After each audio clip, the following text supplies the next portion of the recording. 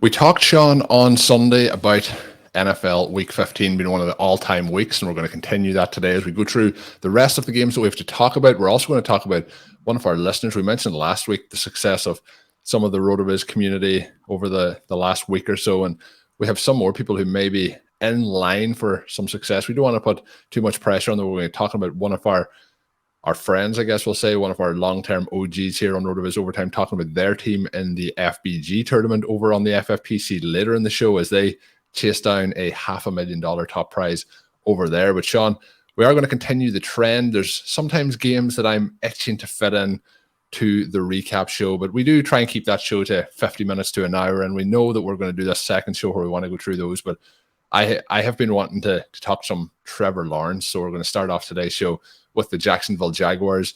When we started last season, in draft season, we were talking about, and I remember the word coming up quite regularly, generational talent. It does get thrown around there, but talking about the likes of Andrew Luck, Peyton Manning, putting Trevor Lawrence into that category when we were doing our draft preview shows with Travis May and different guys who came on. Trevor Lawrence's rookie season didn't go according to plan, obviously, with the situation in Jacksonville.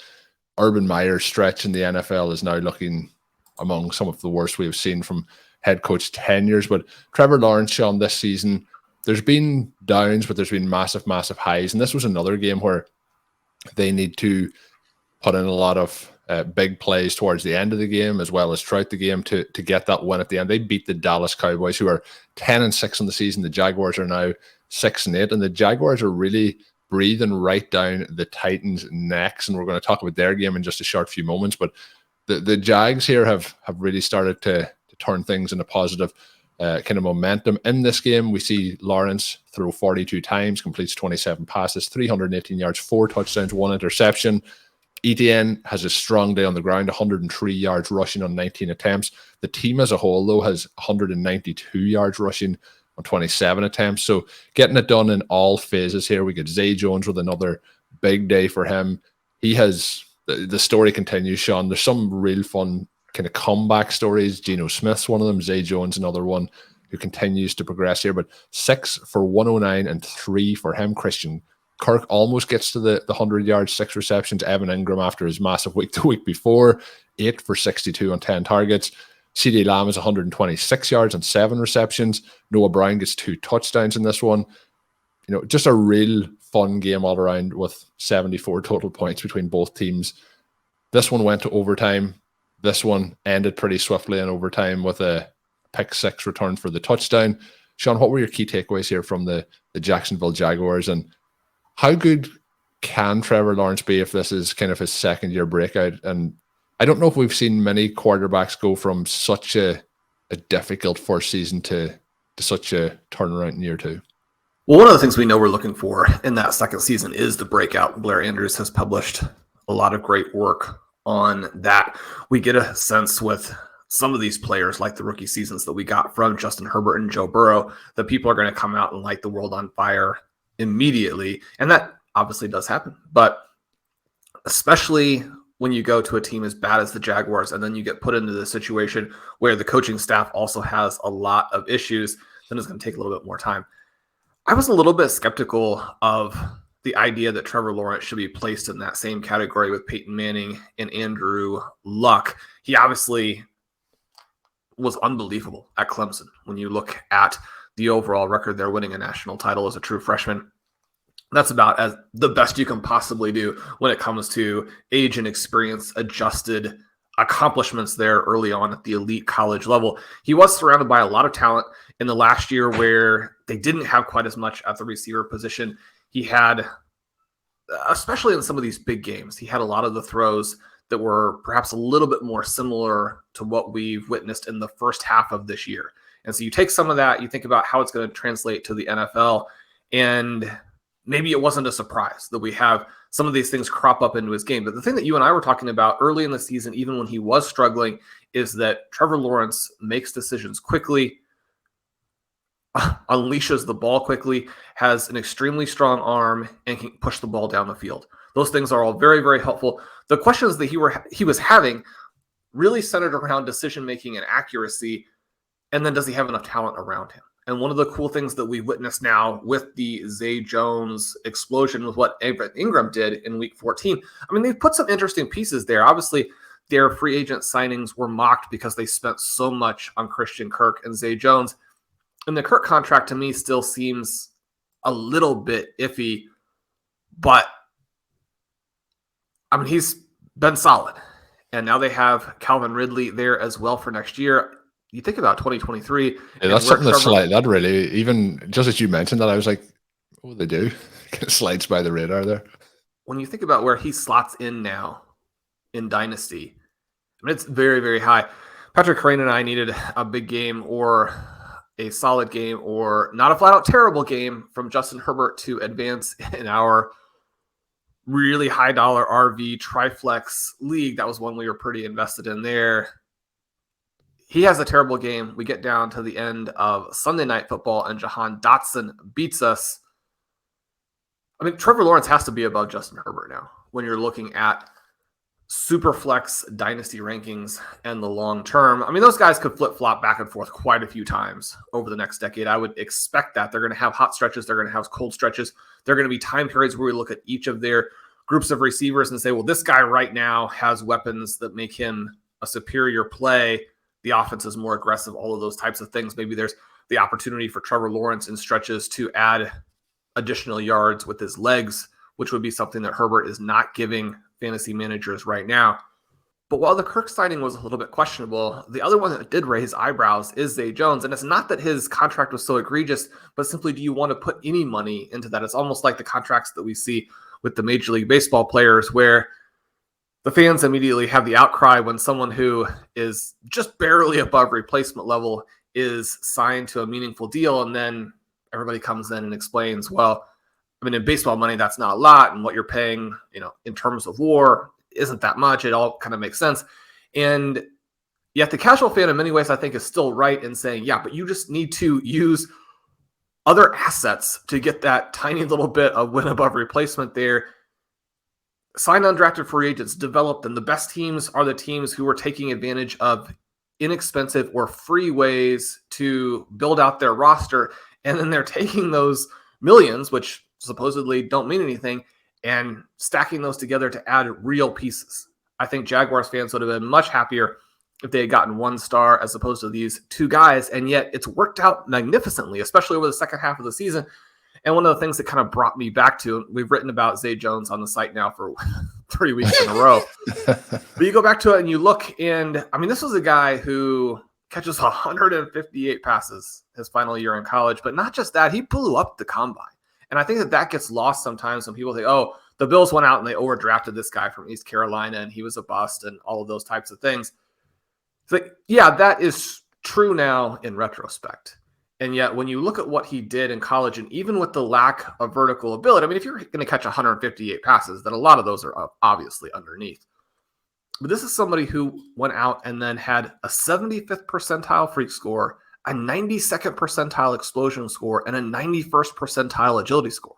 And that's just checking all of the boxes right there. At one point in time, Jones was a rare athlete. I mean, whether he's still there, one of the things that happens at the NFL level is that the wear and tear can grind these guys down pretty quickly. But the element that we have gotten from Jones over the last several weeks is this explosiveness.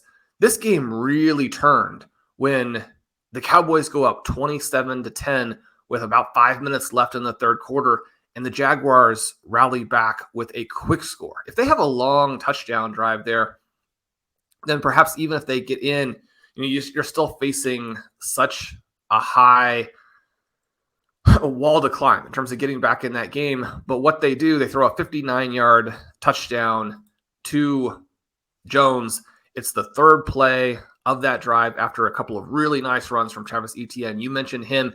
He's been a little bit frustrating from a fantasy perspective over the last month. Hasn't gotten in the end zone a lot, not targeted a lot. He does have 3 targets in this game.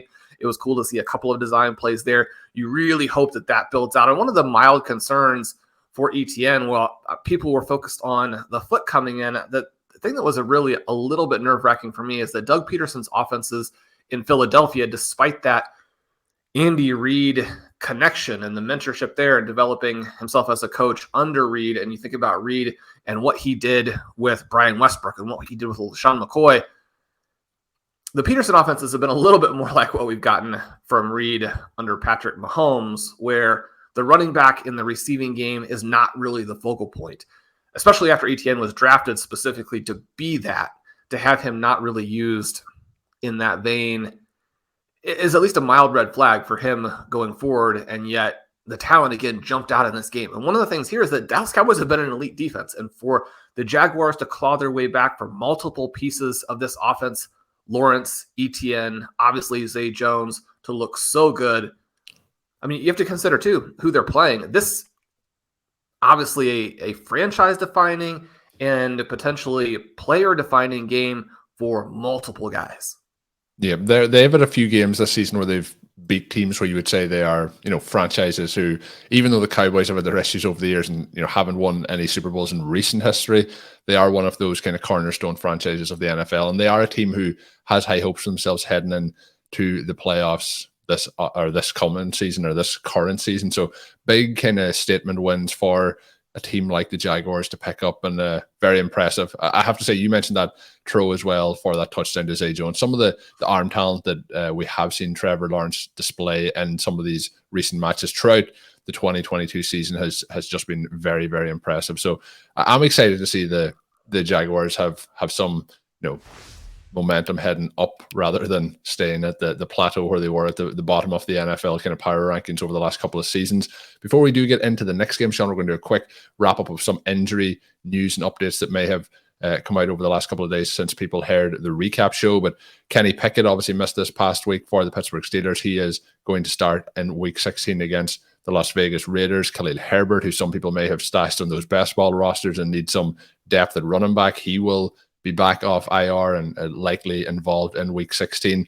We also get the bad news, unfortunate news, that Jonathan Taylor's ankle injury lands him on IR, which ends his season for 2022, which has been tough for some of those 101 drafters who would have taken Jonathan Taylor. Dallas Goedert, activated off injured reserve, will be available against the Cowboys this coming weekend. On the unfortunate side, it looks like Jalen Hurts won't be available for that, but we'll keep a track on that injury news over the rest of the week. But lots of stuff happening in that kind of 24-hour period since we last talked, Shawn. We're going to move on now to something that you mentioned a second ago, and that is Justin Herbert versus Trevor Lawrence for those Superflex rankings. So the Chargers do win this game 17-14, 8-6 on the season, and with a little bit of hope for the playoffs. Then we get the Titans, who are 7-7. So it's going to be interesting to see how themselves and the Jaguars finish out over these next couple off weeks. Ryan Tannehill did get rolled up on in this game. Looked like he was going to be out for the rest of the game. Does battle back and does come in. His mobility is obviously affected after that, but tries to gut it out, but can't get the team to get the win at the end of this one. We get 313 passing yards from Justin Herbert. There's no touchdowns. There's 2 interceptions. It's just not clicking in the way it was, when he had his hot stretch at that point in his career. But we have Keenan Allen with 86 yards, 8 receptions. Mike Evans, 8 targets, just the 4 receptions, 67 yards. There is one of those touchdowns interceptions that I mentioned as a target to Mike Evans, which is a spectacular play by the 2 defensive backs. One palms it in, one catches it in the end zone. A massive play for the Titans at that point of the game. For the Titans, though, Shawn, it really is Derrick Henry, and there's really nothing happening in the passing game outside of him, and maybe Okonkwo sneaks in there as well. But when you're missing out in Treylon Burks, it is taking a lot of the dynamism out of this offense, and outside of him, there isn't a huge amount to get excited about. So Henry has 104 rushing yards, 1 touchdown, also has 59 receiving yards, 4 receptions on 4 targets. I've enjoyed seeing Henry get more involved in the passing game this year, and those screen passes to Henry should be just mandatory for this offense in terms of how hard it is to stop him once he gets out in space. Shawn, this game didn't live up to the hype. I was hoping for a kind of a Dallas Cowboys versus Jacksonville Jaguars scoreline in this one, in the Dome, and it just never really got going. It's 7-7 at halftime, no points in the third quarter, and it's 7 points to 10 in the fourth quarter in terms of how it finishes it up 14-17. What were some of your notes on this one? Yeah, even though the Titans lost, I mean, the one player in this game who really came to play, other than I guess the defenses, would be Derrick Henry. He has that 37-yard reception on their third drive. That sets up his own 4-yard score. He leads the Titans in receiving in this game, which is not something that you hear very often or would expect to hear coming into the season. He had 4 catches, 59 yards. That gave him 6 games with 30 or more receiving yards this year. That's one more than he had over the previous 3 seasons combined. I noted in the Monday article that, Henry, someone who we just don't draft, right? And I haven't drafted him in the past to my obvious detriment. And yet we have him on our Superflex team that advanced. And part of the reason for that is that it's really important to us. So one of the things that I think gets caught up in this zero RB discussion, sort of big picture, is this idea that it's a very dogmatic approach that doesn't allow for flexibility, doesn't understand individual player values, that's wanting to do the same thing every time and never deviate, that it really limits you in terms of your options. And if drafters want to approach it in a certain way, those things can be true. But one of the things that you and I have talked about for a long time is that was never the intent of the original article. People who go back and read that will see that I talk about taking, one running back in that 4, 5, 6 area or not at all. It's like either way, it doesn't have to be you take none ever, or let me start this section over. That was never the intent of the original article. And you and I have talked about it. Ben Gretsch and I have discussed it a ton on Stealing Bananas. That was one of the focal points of our original evergreen shows in the summer of 2021. We talked about it a lot this season. And then that kind of feeds into this idea of Henry as a very draftable player. He was the focus of multiple articles this summer, talking about how the range of outcome tool really liked him, really liked Tyreek Hill. Obviously with Hill, there's that caveat of the tool doesn't know that he has switched teams, but those guys as home run selections in their areas of the draft, and not just home runs, but gapping the players who are being drafted around them by huge numbers, right? Huge numbers. And that's what we have seen happen this year, is those guys have gapped the players who were weaker picks. And so when you look at Henry and you look at his talent, and that's the thing that we're trying to do with zero RB, is to take a structural approach that, if you allow yourself the flexibility to deviate when you need to, amplifies your player selection acumen as opposed to constrains it.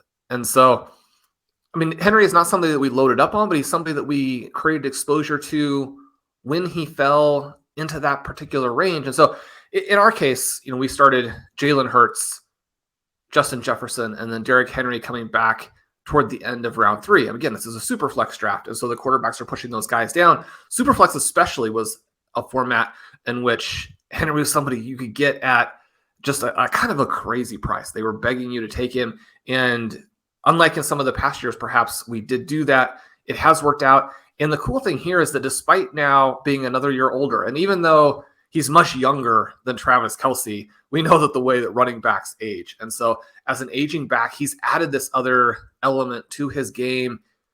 And I thought when you were talking about the screen passes, you were going to say that those passes should be illegal. Once he gets the ball in open space there, it starts going down. I think they should be illegal for the opposition. Yeah, the opposition's going to want them to be, but they should be mandatory for the Titans. There should be at least 2 to 3 of those every game without question. They looked so good on that. He tries to carry them. There's only so much that one guy can do, and it's not quite enough. But it's also this strange dynamic where, what were the Chargers doing in this game? The passing matchup rater had Keenan Allen as the number 2 overall receiver, at Gerald Everett as the number 1 overall tight end. That was one of our focal points on the end of the week show for Stealing Bananas, where we preview some of these games coming up. The strength of schedule streamer had Everett as this great matchup. He had a fine game by tight end scoring context. Unless you hit on a touchdown, which, there were a lot of guys who came out of the woodwork and did hit on touchdowns at the tight end position in this last week. But that's about what you're going to get. I don't understand what Herbert is doing and what Keenan Allen and Mike Williams are giving him. You mentioned that extraordinary interception. There were so many crazy plays this week, and beyond just the individual plays, the storylines and the narratives that accompanied all of these frantic comebacks can kind of swamp some of the other things that happened. That pick by the Titans, probably the best like teammate play of the entire season. But this is the Titans defensive backfield was getting absolutely shredded, right? They're 6th worst in the NFL in yards per cover snap coming into the game. And I mean, the Chargers just look bad the whole way through. Herbert needs 42 passes to crest 300 yards. He doesn't throw a touchdown. He gets picked off twice. He throws 9 passes to Keenan Allen and can't get him to 90 yards. He throws 8 passes to Mike Williams, only 4 of which are caught for 67. A balanced passing attack, but again, the dynamism that we witnessed for Justin Herbert from the first day that he stepped on an NFL field and encompassing those first 2 seasons, that was entirely absent in this game. And frustratingly for fantasy managers, and I'm sure for Los Angeles Chargers fans, really that's been the case all year.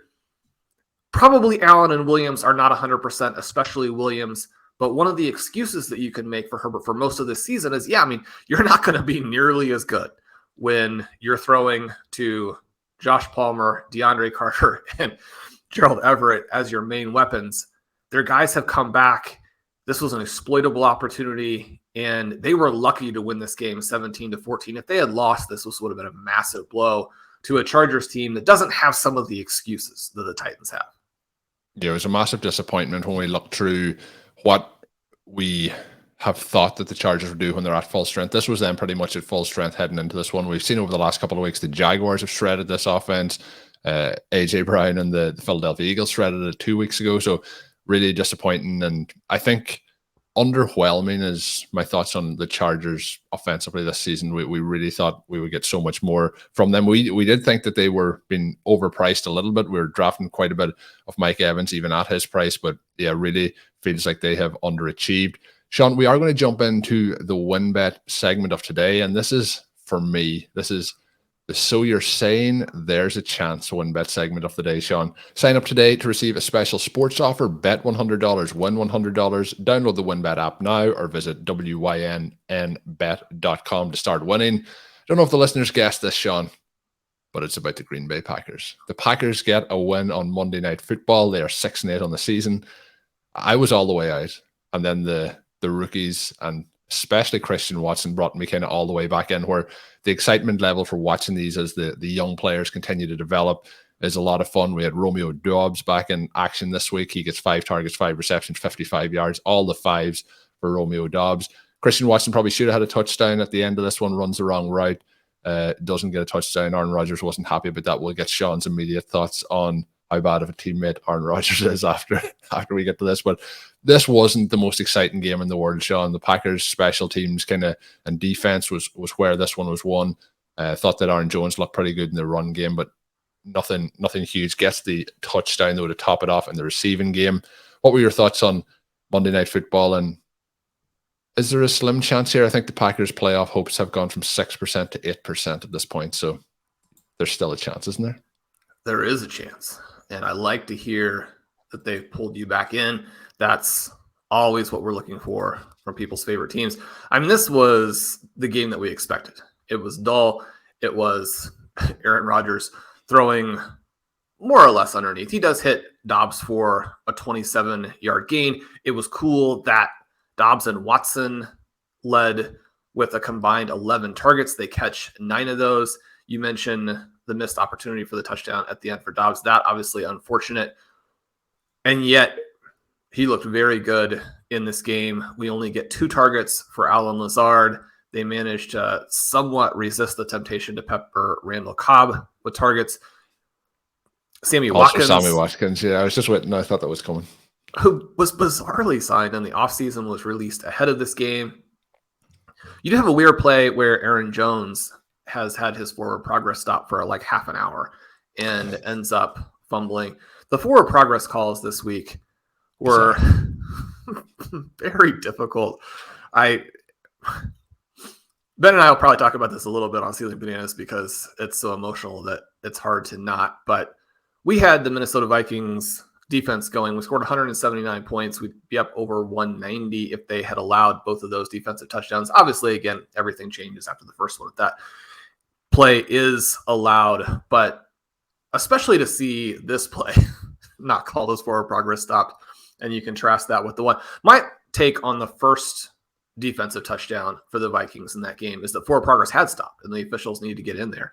The inconsistency in terms of protecting players in these games has been so bizarre. I mentioned on the previous show that we had Sammy Watkins ruled as forward progress stopped in the Chiefs game, and then that was overturned, which it was the right call, but still a bizarre use of replay, at least in terms of how it's always been explained in the past.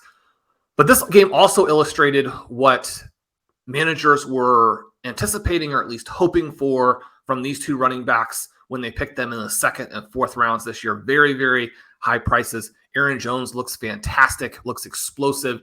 The injury issues that he had been dealing with didn't limit him, at least from an explosion perspective in this one. Gains 90 yards on 17 carries, adds the 4 receptions, 36 yards, the touchdown. So he scored almost 14 points just as a receiver. Again, that's what fantasy managers were looking for. A.J. Dillon, the perfect complement, not as dynamic as a runner, but in part because he's asked to make some short yardage carries. He punches in 2 touchdowns. He also adds 3 receptions. You score 2 touchdowns, and you also score more than a touchdown's worth of points in the receiving game as the big back. You've really done your job. Colm, there's nothing really to talk about on the Rams side. Tyler Higbee does get his touchdown, but Baker Mayfield throws for just 111 yards. I don't think there was too much of a surprise that lightning didn't strike twice and that Baker Mayfield is not the answer for the Los Angeles Rams. A good win for your Packers, like you mentioned. Win probability, or I should say playoff odds, jump to 8%.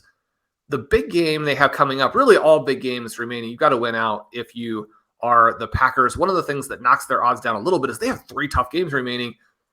The flip side of that, you could argue, is it gives them a chance to claw back some ground against specific teams, but they're at Miami. If they could win that, it would jump to 20%. Then they have the Vikings. A slight chance the Vikings could be resting some guys, but now with Hurts out, it's not impossible that the Eagles could lose out, because they also have a stretch of opponents that is at least difficult enough that without Jalen Hurts, you could lose. If they lose out, then they drop into much more of a dead heat with the 49ers and the Vikings for the first round bye. They're obviously going to want to win that. And so they'll be playing against your Packers in that game almost for sure. And then the final week is against Detroit. If the Packers were to sweep, that still just gets them to 67%. They're going to win, need some other things to happen. But one of the things that they would need to happen is something they control in terms of their own destiny. They're that game against Detroit in week 18. I think as a Lions fan, you as a Packers fan, if we could get to the point where that was a win and in game in week 18, that would be fantastic. Yeah, that'll be fun. I do think it's going to be interesting. You mentioned I don't have a lot of confidence. It is a Christmas Day game against the Miami Dolphins. It's a standalone game on that day. It will actually be 6 p.m. my time here. It's a 1 p.m. Eastern kickoff. So Christmas evening should be a fun watch, sitting down to watch that. I'm looking forward to watching it, but I don't have a lot of faith of them. But keeping up with the Dolphins. But the Dolphins have struggled in recent weeks. Packers have been really easy though to pass against in recent times. So we'll see what happens there. But Shawn, there is a chance, and you mentioned some of the other things they would need to happen. They kind of need a situation where the Washington Commanders now lose a couple of games coming up here, and we're going to talk about them now. They did lose to the New York Giants. It was a situation with whoever lost this game, because they have the same record, the Packers fans were going to have to root for the losing team to continue to lose a couple of games here. So the Giants are 8-5-1. We get the Commanders at 7-6-1 at this point in time. The Commanders holding tiebreakers over the Packers from that loss earlier in the season. But look, we'll see how it all plays out. But 22-12 is the final score here. And again, a few exciting players in this and a few questionable officiating calls. We might leave all the officiating calls to Stealing Bananas, Shawn, but the end of this game has come in for a lot of criticism on social media in particular, a lot of typing. I was about to say a lot of newspaper columns covering that, but probably more typed up stuff this in the 2022s. But we get Saquon Barkley. Shawn gets a rushing touchdown, 18 carries, 87 yards, 5 receptions, 33 yards on 8 targets. So solid day from him. outside of that, nothing really to get excited about from the Giants side, but they get the all-important W. Heineke is 249 yards passing, 1 passing touchdown, 33 yards rushing. Brian Robinson has looked pretty good, Shawn, over the last couple of weeks. It feels like when he came back from his injury that maybe he was working his way back into full health, and at this point he may be there. 12 for 89 on the ground for him, so not anything massive, but did have a rushing touchdown chalked off at the end, as I mentioned, with one of those controversial officiating calls. It's a rushing touchdown called back for the offensive formation, with Terry McLaurin being the person penalized in that situation. Dotson, though, Shawn, has had some really standout performances this year, and this was a game where, unfortunately for him, they didn't get the win, but he goes 6 targets, 4 receptions, 105 yards and a touchdown, and has looked really good in his rookie season, all things considered. Missed some time with injury, but has been impressive. McLaurin then 6 receptions on 6 targets for 70 yards. What were some of your key takeaways here, and any other notes that I've skipped over there and haven't covered? The main thing is that you watch this game and the Commanders completely shut down Daniel Jones in the passing game, throwing 32 times. Only gets 160 yards. Now, he avoids interceptions. He avoids sacks. I've been on the Daniel Jones bandwagon throughout the year. I think when they get him some playmakers, then he's got a shot. I mean, you think about this team kind of in that same context with a team like the Chicago Bears, where they've given their quarterback almost no chance. I like Darius Slayton, but he does catch 5 of his 7 targets, but a couple of the missed connections, he just has to make better plays on the ball. But when you have Richie James leading the way, when you have Isaiah Hodgins as your number 2 receiver, I mean, they don't have anybody get to 50 yards here. They're completely and totally dominated by this Washington defense.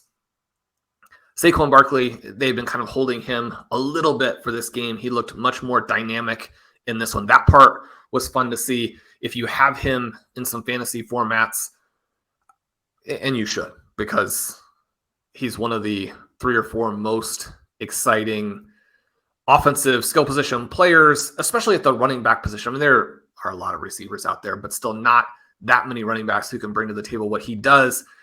They used him in all facets in this game. He gets the 8 targets. He has the 5 receptions, the 8 receiving points here, what we've been desperate for all season. This was the game you wanted to see from him, and it was enough because Taylor Heineke just simply can't get the job done. Sacks, failure to move the ball, failure to hit with his guys. Brian Robinson looks good in this game. Jahan Dotson looks fantastic, but you don't have the upside with this quarterback. The Commanders, by refusing to go young, and you can see where the downsides of that are. I don't think anybody was surprised that Desmond Ridder would struggle in his debut. If he had been ready to go out there and dominate, they wouldn't have been so intent on sticking with Marcus Mariota for so long. And yet there were still flashes there. And if it had not been an Arthur Smith offense, then you would have had more excitement for it. If you have decent coaching, one of the things that you're looking at with some of these teams that don't want to go to their young players, and that contrast, say, with the 49ers and Brock Purdy, or even the New England Patriots and Bailey Zappi. And the Patriots, a team right now in real disarray on the offensive side of the ball in terms of where their quarterback is, where the receivers are, where that interaction with the play callers, all of those types of things. And yet you still contrast them with some of the teams like the Commanders, and you have to have better overall coaching. You have Heineke as the quarterback wins or quarterback ties guy. He's not able to get that here, even though Jahan Dotson does everything he possibly can. The 61-yard catch in this game did beat me in several leagues. I didn't realize it at the time, and I was excited and rooting for it, which that's arguably a positive. You get to enjoy the thrill before the heartbreak later. He looked really good in this game. It's been a weird season for him because of the injuries and because of the excruciating quarterback play. But this is the guy they talked about during the offseason, during training camp, the guy who flashed in the preseason, the guy who was catching those touchdowns. Dotson hasn't had a good rookie season, right? He comes into this game averaging only 14% targets per route, only 6.9 yards per target. Obviously, those are the two components of the yards per route run, but looking at the two individually give you a lot more nuance and real understanding for how that's being accomplished. Those numbers are a cause for concern, and yet because of the injury hiccups, the offensive context, the playmaking dynamism that he brings to the table, and the fact that, again, not every rookie, just like we saw last year with Trevor Lawrence, like we saw with Christian Watson over the first stretch of games for him, you're going to have the breakouts happen at different times. You need to be a little bit patient with these players. But despite missing 5 games this year, this is the 5th time that Dotson has generated at least 75 air yards. It was the 2nd where his racer, so his ability to convert air yards, topped 1.0. It's going to be difficult for both Dotson and McLaurin to be the guys that we want them to be unless you just get better overall quarterback play. But there's a lot of room to be excited about both guys. We'll see if De'Ami Brown was sort of weirdly involved in this game. They still have Curtis Samuel. Obviously, we know they want to run through the backs and Brian Robinson. But over the next 18 months or so, I think that this team is going to be really interesting to track. And I do think that if you can add Dotson, obviously not immediately after a game like this, but especially if his final games of the season are slower again, he's somebody I'd be trying to buy low on during the offseason. You did mention then one quarterback there in the list. We're going to finish off with this game, and this is the Atlanta Falcons. They lose 21-18 to the New Orleans Saints in what was a pretty ugly, run-heavy, run-first game. Exactly kind of what we thought it was going to be coming in. But Andy Dalton has 2 passing touchdowns. They both go to Jahan Johnson in this, who also has 67 yards. We also have a situation where Taysom Hill has 2 pass attempts, 2 completions, 80 yards, and 1 touchdown. That one to Rashid Saeed, 3 receptions for him, 95 yards and a touchdown. So again, probably not many people having him started in their lineups. We do see a glimpse again from Drake London, 7 for 70 on 11 targets in terms of moving in the right direction. Nothing else happening in the passing game there. Just the 26 pass attempts for them. Just 13 completions for Redder, who struggled throughout, only 97 passing yards for him. And a real struggle. Tyler Allgeier, Shawn, though, I think is the bright spot in this entire game to talk about. I've been impressed with what he's done over the season in general, and he's working his way into kind of almost starting to fade Cardell Patterson out a little bit in this offense. 139 rush attempts or rushing yards for him, 1 touchdown on 17 attempts, 8.2 per attempt. What has your thoughts been on Allgeier as the season has progressed here, and how he looked utterly dominant in this game, even though they come out with the loss? He did, and it's obviously too early to take the win if you're someone who's been on him in Dynasty, but this game illustrated perfectly the thesis in the offseason. Someone who was a little disappointing in terms of how he tested, but the playmaking that he demonstrated at BYU, someone who had played multiple positions there, because his ability to move his body at that size is elite. And then especially when he gets going downhill, we have a lot of these guys who are bigger backs in the NFL. I have a really hard time getting on board because even if their evasion rate, their broken tackle percentage, their yards after contact are solid or even good in some cases, they don't have the long speed to create enough of the wow plays that you really need to flesh out and kind of round out that fantasy portfolio. I'm not saying that Allgeier is there either necessarily, but I love watching him.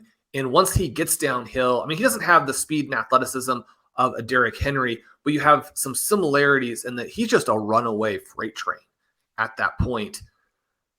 In a different offense again, they have to fire Arthur Smith. I mean, the only thing that the Atlanta Falcons have done this season is fail to develop any of their players and to lose a lot of games.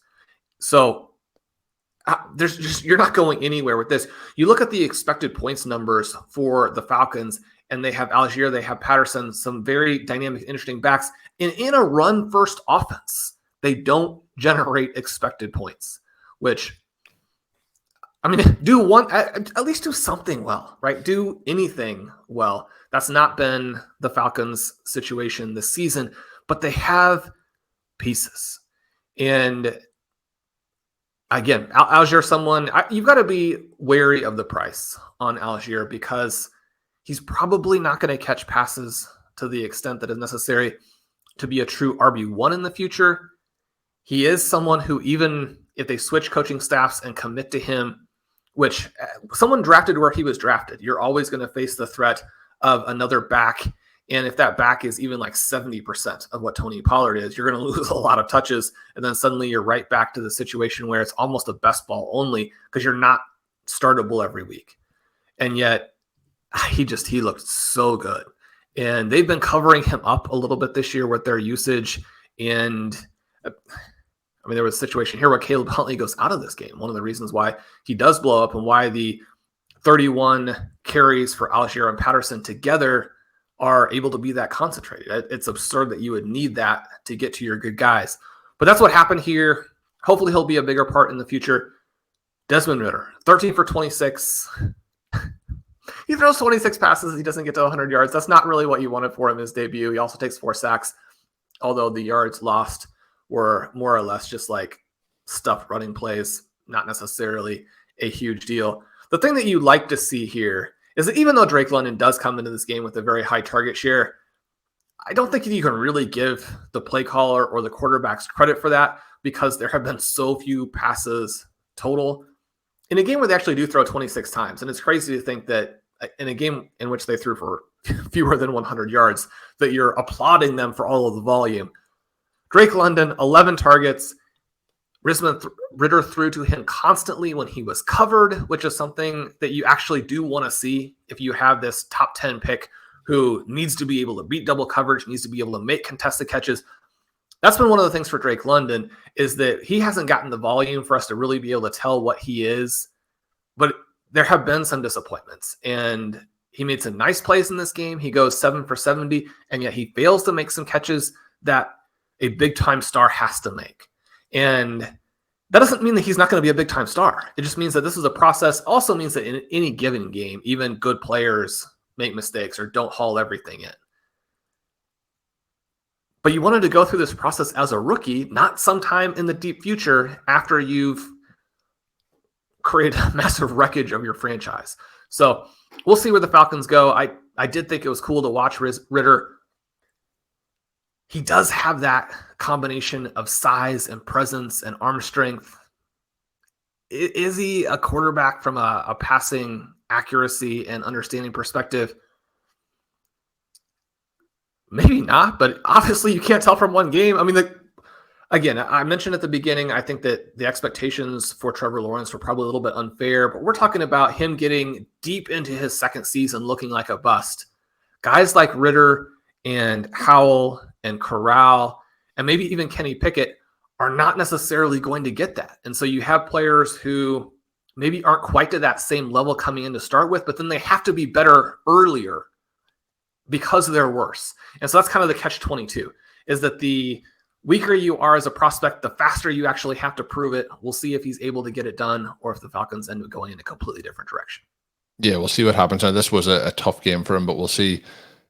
Hopefully, maybe this week we see some more steps in the right direction. Shawn, we are going to move into a listener who is stepping in the right direction. He is 8th overall currently in the FBG tournament over at the FFPC. It is Frank Duffy. I mentioned at the start of the show he is one of the longtime OGs. He's been here from the very, very start. We really appreciate Frank. I was fortunate enough to actually meet up with him at the FF Expo over in Canton, Ohio. It was funny, I was actually messaging him about this team earlier today, and he said that this was the team that he slow drafted when he was at the Expo, and I did the Hall of Fame tour with him along with Connor O'Driscoll, and we were talking through some of his picks, and hopefully that was the good luck he needed. 2 Irishmen talking to him in the Pro Football Hall of Fame. We did talk him into drafting Garrett Wilson and this team, but he drafted from the 108. We're going to have a quick look at the team, how it started, how it's going, and how it might play out here. So it's actually a 0 RB team with a double elite tight end to start off. So from the 108 goes Travis Kelce, then Kyle Pitts. Obviously the Pitts pick hasn't worked out, but what do you hear the run of picks that we're going to see here in a moment? It's Colm, AJ you're telling Brown. me that the Pitts pick hasn't worked out? It hasn't worked out. I think, Shawn, it's time to call it. It is entering week 16. So we can definitively say that Kyle Pitts has not worked out. We can say at this point it's not a league winning pick. So but it could be on a team. If imagine now his winning percentage, Shawn, if he's on this team and it goes on to win $500,000 in the race here for first place. Kyle Pitts, you had to have him. Kyle Pitts. But it is double after elite that. tight end. You'll hit on one of these two. That's not really the takeaway, but it is how it's working out. Colm, take us away. Yeah, Give us all of the other amazing picks that we have for Frank here. It's AJ Brown, Jalen Waddle, Juju Smith-Schuster, Chris Godwin. It is a Patrick Mahomes team paired with Kelsey, which obviously is superpowered or supercharged this roster. Ramondre Stevenson is the first running back taken off the board. That is in the 8th round. Then Tyler Lockett. Then we get Darrell Henderson, who hasn't had a major impact and is currently a free agent. We have Garrett Wilson, the pick I talked about earlier. We talked about Tyler Allgeier a minute ago. He is there. Marlon Mack, DJ Chark, Hassan Haskins, Jerick McKinnon, who has been a wonder for this team over the last couple of weeks. Will Fuller, who never did make it onto a roster this season. The Colts defense, Matt Prater, Zach Moss. So there is a number of those players who have had little to no effect on this roster, but you also know that with a team like this in a managed league, you have chances to pick players up, add them to your roster, and continue to improve them as it moves along. So since that, the bench is now Daniel Jones, he has Benny Snell, he has Dearness Johnson, Josh Kelly, Isaiah Spiller. So both of the Chargers running backs added in there. Then Tyler Allgeier, who I mentioned, Kadarius Toney with the Chiefs to try and pair it into that Patrick Mahomes roster. Still Tyler Lockett, still Juju Smith-Schuster. Shawn, this team is packed up and stacked in a number of positions. Like any zero RB roster, whether it's at the start of the season or the end of the season, the wide receivers are probably going to look to be the absolute pinnacle, and there will be some challenges to be, moved around at running back. But with the running backs he's really hit on Ramondre Stevenson, who this past week again, even in that final play where it went all downhill for the New England Patriots, has been very, very impressive all season long. We have Jerick McKinnon, who's having some massive games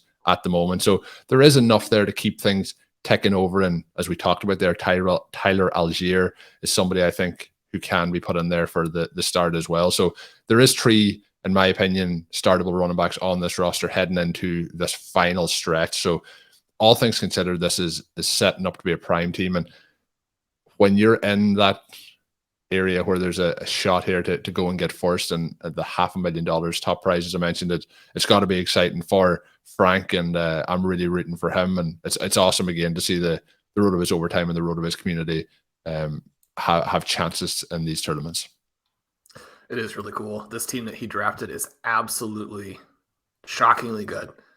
Brown, Waddle, Smith-Schuster, even with the disappointments, Godwin, Lockett, a great value pick, Wilson, and then getting that combo of Kelsey and Mahomes and then filling it out. And this is really, again, why we talk about it. And it's not that zero RB teams are going to win all of the leagues or all of the tournaments. We're not saying that. But you think about the roster construction here, the ability to miss on a pick in the second round and to still put together a roster that you wouldn't trade for anybody else's roster, right? Ramondre Stevenson and Jerick McKinnon giving you not just points, but mega points at the running back position. You had mentioned to me that all of the teams in front of him were Jalen Hurts teams. Man, I have a little bit of heartache with that. The team that I have with Ben is a Hurts team. Our team in the Superflex tournament is a Hurts team. I was thinking that the Breece Hall injury was going to be the thing that really made this season hurt for the long term. And as we're talking, Shawn, I have seen a report come out that I got a notification on my phone, and that was that it hasn't been ruled out yet. Apparently, quotation marks being used here, he heals strong or quicker than most people. So we'll see what happens. The Eagles aren't ruling him out. I'm sure that's probably partly down to pre-game antics to make the Cowboys prepare for both options. I mean, they're going to be preparing for mustache and jean shorts, though. Minshew Mania is here. I love Gardner Minshew. So good luck to Frank. Good luck to all the rest of the teams. We're not necessarily rooting against anybody else in the tournament. Obviously, with 2 weeks to go, there's a long, long way. A lot is going to happen. Teams could come out and score 220 this next week, could pull back 60, 70 points. One of the things in the FPC tournament here, though, is that there are a lot of teams in the playoffs, and in order to win, you've got to give yourself a chance. Just for a little bit of context, I mean, Ben and I scored 179, and I haven't actually checked in this morning after the Monday night game. We were in 73rd. We were 60 points back. And so, I mean, you got to score a lot of points for Frank to have put himself in this position. That is absolutely fantastic. Yeah, awesome. So rooting for you, Shawn, obviously, but we'll talk with your team next week when you hop into the top 10. That's when we'll highlight that. Colm, we almost didn't even add a second quarterback, but we did at the end, and it was there was a lot of teams last week. Available. We should have just added Gardner Minshew, but after the 13 for 31 and all the histrionics, I mean, is Mac Jones going to come out this week and put up 40, and it's going to be the story of the NFL season? Shawn and Ben rise to the top of the rankings behind Mac Jones. I don't know, Shawn. I'm You're saying there's a chance segment earlier. Yeah, well, you like the Packers' playoff chances better than our chances with Mac Jones, is what you're saying. I'm saying that the chances of that happening this week are less than 8%. Okay. But there is a chance. But yeah, it's going to be fun. There was a lot of teams who got caught out last week, obviously, with the lock after waivers at the FFPC, with quarterback options not being available, and that is really difficult. And like you mentioned this week, that can be difficult for a lot of teams if Hurts doesn't go. But we'll see what happens. We have one more show that will be coming your way later this week, and we'll be dropping that one. Hopefully you'll enjoy it. Make sure you are subscribed to the RotoViz Overtime podcast feed to get all these once they are available. They always go up there a little bit ahead of the RotoViz Radio main feed, which you should all subscribe to as well. But the other part of it is that it goes up on YouTube usually a day later. So make sure you're subscribed if you're watching this on YouTube to get it as soon as possible. But with that, all that's left to say is my name's Colm Kelly. You can follow me on Twitter at Overtime Ireland. My co-host is Shawn Siegele. Check out all of Shawn's work up on rotoviz.com. And until we are back, have a good one.